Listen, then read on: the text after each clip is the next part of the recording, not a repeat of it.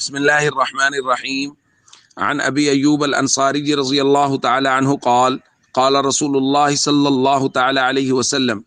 من صام رمضان ثم أتبعه ستا من شوال كان كصيام الدهر رواہ مسلم۔ نبی کریم صلی اللہ علیہ وسلم نے ارشاد فرمایا، جس شخص نے رمضان المبارک کے روزے رکھے پھر اس کے بعد 6 روزے شوال میں رکھے تو وہ ایسے ہے جیسے اس نے پورا سال روزے رکھے۔ دوستو، شوال المکرم کے 6 روزے مستحب ہیں۔ صحیح احادیث میں ان کے بارے میں نبی پاک صلی اللہ علیہ وسلم نے تلقین فرمائی ہے، اور مسئلہ یہ ہے کہ ان کو لگاتار بھی رکھا جا سکتا ہے اور الگ الگ بھی رکھا جا سکتا ہے، یعنی عید الفطر کے بعد کسی دن بھی متصل بھی شروع کر کے 6 لگاتار رکھے جا سکتے ہیں، اور الگ الگ بھی 6 روزے رکھے جا سکتے ہیں جن کو شوال کے اندر ہی مکمل کرنا ہے۔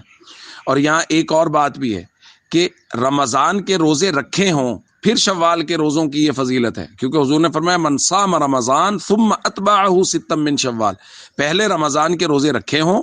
پھر شوال کے روزے رکھے تو اس کو یہ فضیلت حاصل ہوگی۔ ایسا نہ ہو کہ رمضان کے روزے تو بغیر اس کے عذر کے ترک کر دے اور کہے کہ جی اب شوال کے 6 روزے رکھوں گا تو پورے سال کے روزوں کا ثواب مل جائے گا، اس طرح قطعاً نہیں ہے۔ اس لیے ہم سب کو چاہیے کوشش کریں کہ شوال کے یہ روزے رکھے جائیں، اور اگر کوئی نہ رکھ سکے تو چونکہ یہ مستحب عمل ہے اس لیے اس پہ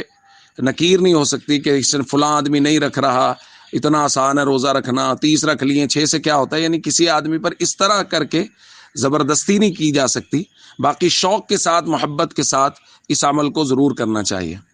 السلام علیکم ورحمۃ اللہ وبرکاتہ۔